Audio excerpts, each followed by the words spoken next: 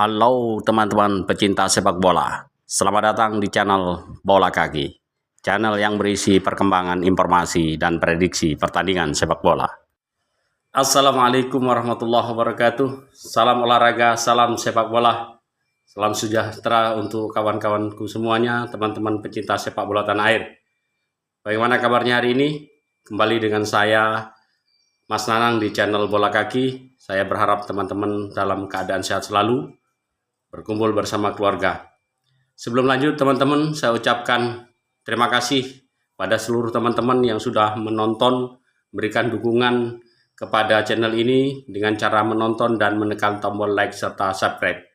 Ikuti terus perkembangan informasi Timnas Indonesia, perkembangan Timnas Indonesia dari waktu ke waktu, baik dari kelompok umur maupun senior. Teman-teman, hari ini tanggal 11 Juni 2024, Timnas Indonesia dijadwalkan melakukan pertandingan terakhir melawan tim nasional Filipina dalam kualifikasi pra Piala Dunia zona Asia di grup F.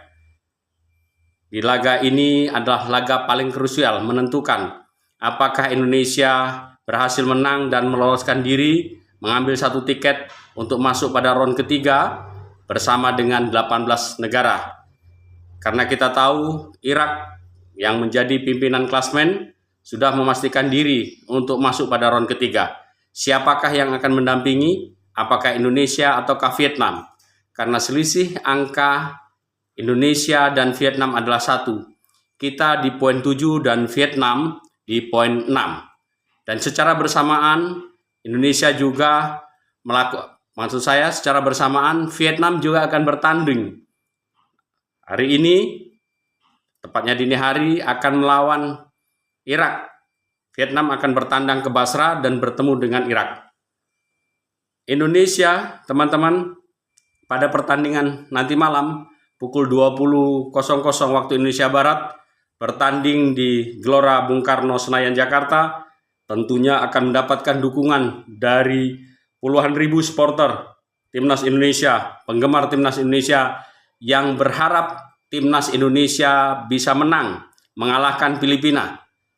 Berapapun skornya, yang penting menang.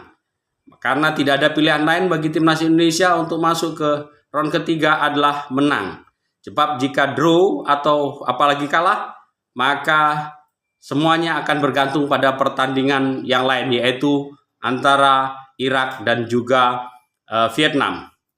Teman-teman, untuk pertandingan hari ini, seluruh pemain Timnas Indonesia, baik dari yang bermain di Liga 1 maupun yang datang, yang ikut bermain kemarin ketika melawan Irak, sudah bersiap-siap. Sudah melakukan latihan dan mengevaluasi kekalahan yang terjadi ketika melawan Irak. Tentunya pemain depan, Rafael Struijk, Marcelino Ferdinand, Ratnar Oratmangun sudah dievaluasi apa yang harus dilakukan. Sebab ketika melawan Tanzania, ketika persahabatan, dan juga ketika melawan Irak, masalah yang terjadi adalah masalah finishing touch atau memanfaatkan peluang di akhir untuk mencetak gol. Nah, ini dia teman-teman.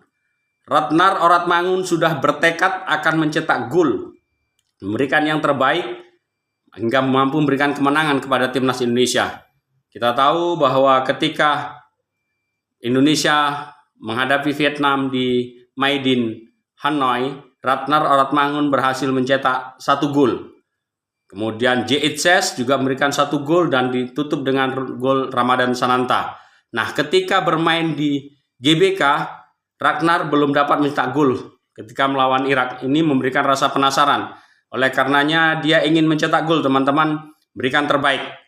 Maka dia sangat berharap suplai, pasokan distribusi bola dari lini belakang dan lini tengah, yang tentunya ketika bertanding melawan Filipina sekarang akan ada satu tarikan jalur. Karena jika Sintayong memasang Kelvin Verdong yang sudah sah dan dapat bermain melawan Filipina, tentu sangat bagus. Operan suplai bola dari Kelvin Verdong dan juga Tom Haye itu sangat diharapkan oleh Ratnar Oratmangun untuk mencetak gol. Kita tahu sama mereka berdua, Ratnar Oratmangun dan juga Tom Haye, kemudian Kelvin Verdonk adalah pemain yang bermain di era divisi Belanda. Ratnar Oratmangun bermain di Fortuna Sittard dan Kelvin Verdonk bermain di Nijmegen. Ini tentu akan lebih mudah bagi mereka untuk berkomunikasi, menginginkan bola-bola yang diharapkan dapat memudahkan Ratnar Oratmangun untuk mencetak gol. Teman-teman, lini pertahanan JHS akan ditampilkan karena sudah pasti Jordi Amat tidak akan bisa main. Oleh karena ketika bermain melawan Irak, Jordi Amat terkena kartu merah dan penampilan JHS sangat ditunggu-tunggu karena memberikan jaminan pertahanan bagi timnas Indonesia. Kita tahu ketika melawan Vietnam 2 kali, JHS sebagai palang pintu, sebagai back center, memberikan rasa aman dan nyaman bagi penjaga gawang. Inilah yang diharapkan hingga ketika lini pertahanan kuat, kokoh, maka permainan akan begitu terlihat stabil. Dan rasa percaya diri bagi lini tengah dan penyerangan untuk membobol gawang Filipina akan terus terjadi dan memberikan tekanan-tekanan tentunya diharapkan bisa menjebol gawang Filipina. Teman-teman, itulah kilasan perkiraan pertandingan yang akan terjadi nanti sore atau nanti malam tepatnya. Bagaimana dengan Filipina? Filipina tentunya dia akan bermain tanpa beban. Bagi dia, memang Filipina sudah tidak mempunyai harapan untuk lolos pada ronde ketiga, paling tidak memberikan kejutan, memberikan sebuah perlawanan, dan ini harus kita antisipasi. Kita tahu bagaimana Filipina mampu mengejutkan Vietnam pada pertandingan di Vietnam, bahkan mereka sempat lebih unggul lebih dulu, kemudian sebelum disamakan oleh Vietnam, dan mereka kembali lebih unggul lebih dulu, kemudian disamakan, dan akhirnya mereka mengakui kekalahan di menit-menit akhir.